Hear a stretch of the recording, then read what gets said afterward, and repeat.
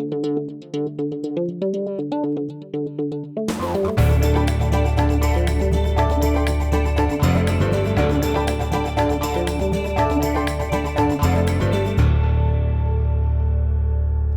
provided by Walters, Papillon, Thomas Cullins, LLC, specializing in business litigation and personal injury cases for over 40 years.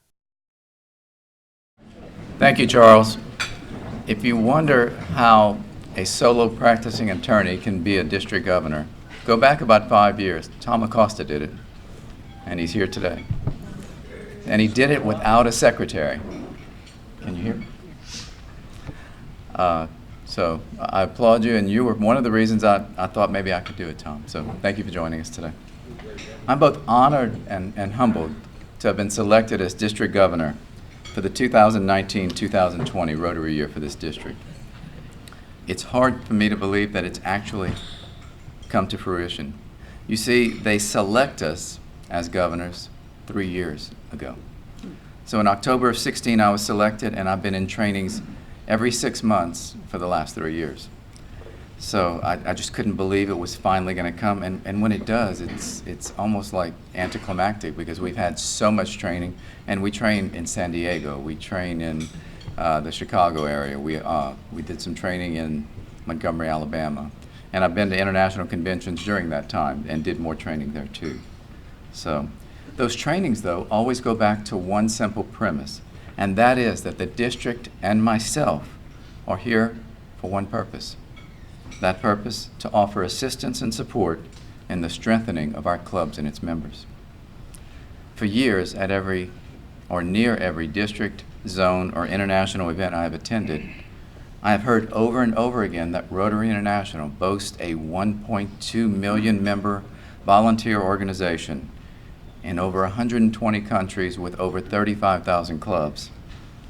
Those numbers sound really good, but again, for years I have heard that 1.2 million number. Rotary membership has been stagnant for about 10 years now. We've seen no growth in membership, nor membership retention. I understand your club is 500, but 7 years ago when I went to Australia, I boasted that I came from a district that had a club of 504 members. Today you have 499. I'm not saying you need to get that much larger, but membership growth, no matter what size the club, is a problem in Rotary.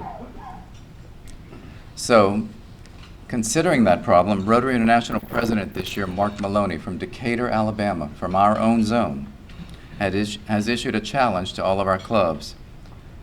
In his own words, 2 words only: grow Rotary. To grow our service, to grow the impact of our projects, but most importantly, to grow our membership so that we can achieve more. This is his signature platform. He stresses member involvement. Again, for your club, you enjoy a healthy membership. Concentration, maybe, member involvement. I'm sure that Michael and Barbara and Dorsey and Perry, all of whom chair membership committees in this club, will work this year to bring membership to new heights. Rotary, speaking of membership, is attempting to make it much easier to become a member. Member requirements were greatly altered at the 2016 Council on Legislation. At that council, it was determined that clubs no longer have to meet weekly. We now have a half dozen clubs of our 51 clubs who have chosen to meet every other week. No longer are members terminated for failure to attend meetings, and clubs can now adopt different forms of memberships. There are family memberships, corporate memberships, and you can even start a satellite club within your club. A satellite club is a club of 8 or more persons. They become part of your Rotary club.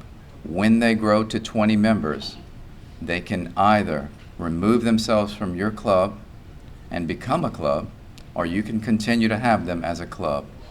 What it does for my home club in Lafayette is it gives our members a way to make up, because they meet every other Wednesday night and we meet every Thursday at noon. In addition, Rotaractors, I'm not sure how active the LSU Rotaract Club is, But they can now join Rotary, and if they do, they can have dual membership in both their Rotaract Club and also in your Rotary Club. These issues regarding membership and laxing membership and attendance requirements is something that Mark is all about, because he also is engaged in the full-time practice of law with his wife. In a 3-person firm, I can only say his firm is doing a lot more poorly than I'm going to be doing this year with all of his travels.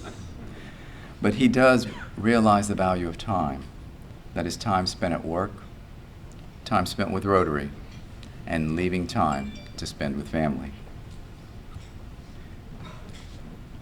If we lax these requirements and get more members, more work can be done in Rotary. If your club hasn't already, please look at incorporating some or all of these changes into your bylaws to take advantage of some or all of these options. I believe David Koch is your bylaws chair, and David, if you could look into that, we'd certainly appreciate it. Speaking of membership, we had a membership charrette probably about 6 months ago in the district, and we created teams that were supposed to go around the district. I don't know if they've made it around to your club. They have some incentives for engagement and attraction for members. I hope those are some strategies that you can work with to grow your club. You know, this speech is designed for me to talk about growing club, and I just see such a big club, so I'm sorry for that. You are my very first club, so. We also, in addition to wanting to grow membership, we want to grow our foundation. Foundation is the key to our success in Rotary. These are the projects that we can put together. They're humanitarian projects, scholarship issues, and vocational training teams, where we can learn about ideals in one country and they can come back and get ideas for projects that we do in our country. Rotary truly connects the world. Speaking of donating, Charity Navigator, which is the premier rating source for nonprofits, has given Rotary again this year its highest rating, 4 stars. That's 12 years in a row. I hope that you will consider, because the funds donated to the foundation all go to these projects. Very little is administratively spent, and for me, it's my charity of choice. Speaking of one of my favorite projects, Polio Plus. Polio is now, or Polio Plus rather, is now in its 3rd decade with Rotary, trying to eradicate polio from this planet. It's probably something I'm very fond of, because when I joined polio was the very first year, when I joined Rotary, it was the very first year that the Polio Plus campaign was launched. We're now in the final stretches. We hope to see the end of polio by 2023. We're joined in that campaign by our world partners, the World Health Organization, UNICEF, the U.S. Centers for Disease Control and Prevention, and with millions and millions of dollars matched by the Bill and Melinda Gates Foundation. To date, Rotarians have spent $2 billion in the Polio Plus effort, countless volunteer hours, and we have immunized 2.5 billion children in 122 countries, 120 of which we have eradicated polio, 2 of which, Pakistan and Afghanistan, given the political turmoil there, has definitely been a deterrent in immunization efforts. Consider October the 24th coming up with a program for polio. It's World Polio Day, October 24th, 2019. It could be as simple as y'all running PSAs with the local media, using the billboards to focus on polio, or look for resources. Find a polio survivor in your community and have him or her come and tell their story to you. In celebrating, make a push for donations to Polio Plus. Rotary has determined this past year that it will not launch another large campaign until we eradicate this disease. So you will not see another large-scale project brought about by the Rotary International until we live in a polio-free world. And as we continue to immunize those children in those 2 countries, we are to be reminded we are this close. Back to the subject of foundation, our district grant committee recently met to discuss and to select grants for the coming year. I'm happy to announce that every club who submitted a grant was awarded their grant. 100% of the grants were funded.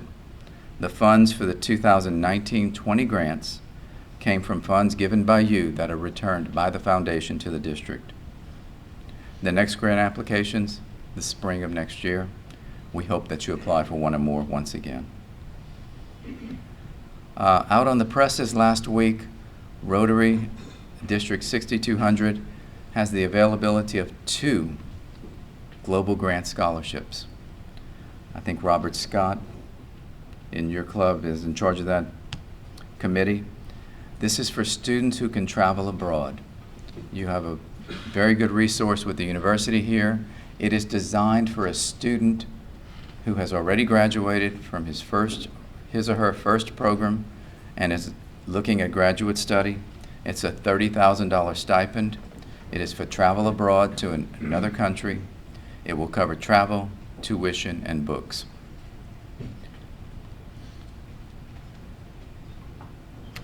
And housing. As in most Rotary projects, it cannot be the child or a grandchild of a Rotarian. So when looking for someone, your families are ineligible, or your children or your grandchildren are ineligible for these scholarships. But I believe you have submitted several applications and have had several selected, and we hope that you're able to do that again. Donna Landry, our chair of that, is soliciting applications now, and that selection will be in November, and they will start training in January. This year's theme, Rotary Connects the World. I think every one of you has a pen in front of you. Please feel free to wear it all year long. It's the official Rotary pen for this Rotary year. But this year's theme, Rotary Connects the World, blends well with Rotary's new vision statement. You may have seen it or you may have heard it. It is, together we see a world where people unite and take action to create lasting change across our globe, in our communities, and in ourselves. I shared with your board last night the Rotary citation, which I discussed again with Sherry this morning, and how easy it's going to be for your club and most of the clubs in our district to achieve citation status. The people unite and take action ideals from that vision statement create the categories in which you are to find 5, about 10 each, that you can achieve. And if you can achieve both of those and go on to achieve distinction status, and that distinction status can be as simple as having a social media presence, then you can get the Rotary citation, formerly called the President's Citation, along with distinguished status for this Rotary year. Speaking of social media, Rotary continues to grow its presence on social media. I met with a young gentleman that I've known for a very long time, Matthew Laborde. He is heading up your social media committee. He grew up and graduated with my daughter from elementary school. And whether your club has a Facebook page, and I'm assuming you do, whether there's Twitter, Instagram, or just old-fashioned email blast, get the word on Rotary out. Rotary wants to promote its projects and successes and to use it to grow Rotary. I hope your club has a presence on social media and is promoting your events, achievements, and successes. The district's youth programs are doing quite well. We now have 7 Early Act Club and 3 Youth Act clubs. Those are clubs in the elementary schools. We also have 23 active Interact clubs, which are high schoolers throughout the district. They do great service and they have a great final end of the year convention. And we have 7 Rotaract clubs in various phases. Some are reforming. It just depends on the ebb and flow of the students that come into these universities, but we're always trying to get those up and going again. We also have a youth leadership program. I mentioned earlier, scholarships were not available to children and grandchildren of Rotarians. RILA is a program and is one of the only programs in which a child or grandchild of a Rotarian can participate in. RILA is a summer camp. It's a long weekend, and it's designed to attract juniors and seniors who want to hone in on leadership skills.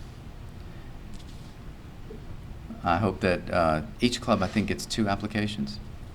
There are several clubs who don't use any. Considering the size of your club, if you have more than 2 RILA applicants that you would like to promote, please contact the district. We could probably grab extra spaces from those clubs who do not participate or don't have anybody. We have clubs that are as small as 10, so they just sometimes don't have it. Later in the year, we're going to again have our webinars on membership in the foundation. We're not going to do those face-to-face. We'll do those through an interactive Zoom program that we use, and those are planned for Monday evenings in August and September. Face-to-face will again be at the same hotel we were at last year in Lafayette for our mid-year assembly. It's going to be held February 1st. Feedback from last year's program was that it was positive. It was much better attended than the year prior. I'm trying to keep the format close to the same, except I want to end it about 3 hours earlier. We weren't out of there till about 6 o'clock with a service project. If I can get everybody out by 3, then those people who have to travel 3+ hours home within the district can all be home that evening. I encourage all of you again to join us. And finally, the last event for the district, our district conference. We had a conference cruise this year, not very well attended. It was a multi-district cruise with about 4 districts. So we're looking to bring the convention back into the district this year. It will be held on April 17th and 18th. I'm choosing dates that go beyond April 15th so that our accountants and CPAs might want to join us. It'll be held at the Doubletree Hotel. That's the Hilton Hotel on Pinhook at the Vermilion River. Past District Governor Greg Landry will chair that and already has his committee hard at work. It will begin 9:30 Friday morning and will extend till about 4 in the afternoon, followed by, if you've ever been to a district conference, a fabulous seafood fest with entertainment. The next morning, we're going to keep it short. We're going to meet at 8:30 and adjourn at noon. We'll have the final governor's banquet at noon, everybody out by 2, everybody again home by that evening. Please mark your calendars. If you can join the successes both of your club and of other clubs in the district, we'd love to see you there. And the end of the Rotary year, not within the district, but is the International Convention. We have a convention in the States this year, but it's a far reach. It's in Honolulu, Hawaii. If you've never been to an international convention, consider going to one. Once you step into the doors of an international convention, it does not matter which city, which country, where in the globe you're from. When the convention is going on, you will see people from around the world, people in their spectacular dress from Africa, from India. It's amazing to watch an international convention, and the speakers are phenomenal. They are world-renowned. We have heard from the likes of Jane Goodall. We've heard from Bill Gates on more than one occasion because of his efforts with polio. Jack Nicklaus was in Atlanta 2 years ago, and he spoke about how he was a polio survivor. Can you imagine the greatest golfer possibly in the world surviving polio and becoming that great golfer? We've also heard from Dolly Parton with her Imagination Library. Speaking of your book project, she gives books to children throughout the world. And last year in Toronto, we heard from Laura Bush. That's just a few of the names you're going to see or hear. After the sessions only last for the morning. You're free to interact with Rotarians in the House of Friendship, or you can start sightseeing in Hawaii if you'd like. And if you can't make Hawaii, the next year's trip is even further. It's Taipei, Taiwan. But the very next one is Houston, Texas. No excuse. No, it's not a reach to go to Houston. It's going to be, like I said, as international as could be, even though it's 4 hours away. So if you can make that trip, it's not going to be that close. We have them in the States about every 5 to 7 years, probably. We just circle the globe. So the one after that's in Australia. So again, it's gonna go away. So that's a good one to go to if you can. So that's about it from the district. I would like to tout some of the successes of your club. Some of you probably know these things, some of you may not. You heard earlier that your club is over 100 years old, chartered back in 1918 with only 34 members. Today you boast a membership of almost 500. You currently have one major donor. That's a person who has given at least $10,000 or more to the Rotary Foundation. Thanks to Richard and Ann Dunn for that. You have 237 Paul Harris Fellows. Those are persons who have donated $1,000 or more to the foundation. 2 Bequest Society members. Those are people who are leaving bequests in their will to the Rotary Foundation. And 365 sustaining members, members who are giving at least $100 a year to the foundation. Your club's collective giving to the foundation to date is nearing $2 million. It's right over 1.8. That is in addition to the donations you make each year to your own foundation. You're the only club in our district that has a foundation. So I applaud you for that. And I might add, one of your former members, and a lot of you probably remember, is the all-time largest contributor by the district to the foundation, and that's past District Governor Lou Cappizzoli and his wife Laura. Again, congratulations to all of you. Speaking of congratulations, I'm impressed with your many projects, but most notably your Young Heroes project. I was fortunate enough when Charles was governor to have been invited to attend the banquet, and it was phenomenal. The program was truly wonderful, and the kids were amazing. I understand that it's the 25th year this year, from what I read. And in conjunction with Louisiana Public Broadcasting, you again are going to name 8 students from around the state as young leaders, young heroes for the outstanding achievements. Again, an amazing program, and I applaud you for that as well. Finally, your club has had a total of 13 district governors hail from our district, 2 of which are still in your club and active, Richard Dunn and Charles Spencer, who introduced me earlier. Charles, you want to stand and be recognized?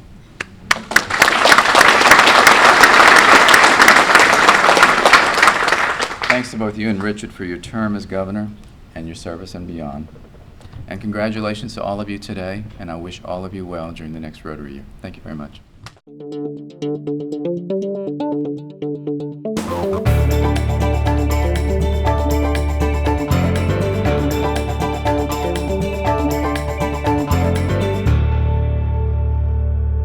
Support provided by Walters, Papillon, Thomas Cullens, LLC, specializing in business litigation and personal injury cases for over 40 years.